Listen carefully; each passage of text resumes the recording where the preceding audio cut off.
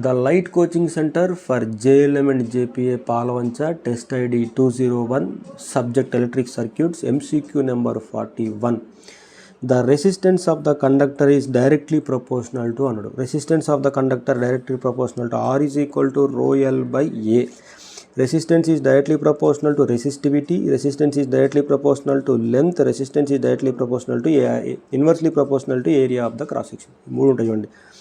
Its length and inversely proportional to its cross sectional area.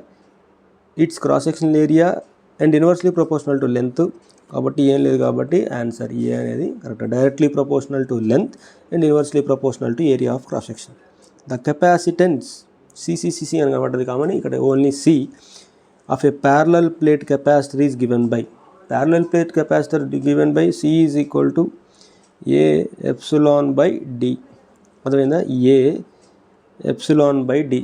So answer is C. A అంటే area of the plates, epsilon permittivity which is equal to epsilon naught into epsilon r. Epsilon r అనేది relative permittivity, epsilon naught అనేది absolute permittivity. మనకు values కూడా తెలుసు కదా, 8.8 into 10 to the power of minus 12 so many farad per metres.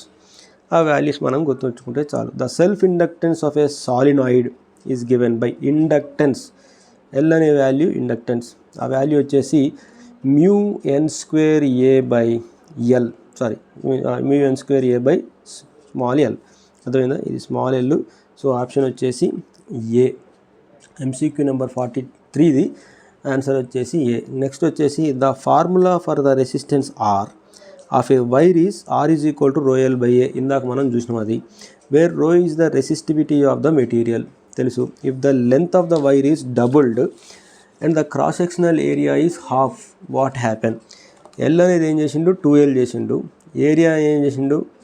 A by 2 చేస్తే what happen to resistance అన్నాడు. ఇప్పుడు మనం ఏం చేయాలి? R is equal to rho L by A. చూడండి, R is equal to rho value ఉంది, length అంతా 2L, ఏ value ఏం చేసిండు? ఏ బై 2 చేసిండు. అర్థమైందా? అప్పుడు చేస్తే వాల్యూ ఎంత వస్తుంది? R is equal to 2 into rho into L by ఈ కింద ఉన్న వాల్యూ ఏ పైకి వస్తే ఏమవుతుంది? ఏ ఇంటూ 2 అవుతుంది, అంటే 4 అవుతుంది అనమాట. అదేనా? R is equal to 4 into R value. అంటే ద రెసిస్టెన్స్ ఈజ్ ఏమవుతుంది? డబుల్ అవుతుందా? కాదు. హాఫ్ అవుతుందా? కాదు. రిమైన్ సిమిలర్దా? కాదు. It is quadruple. అదేనా? It is quadruple. So option number D is correct. Thank you.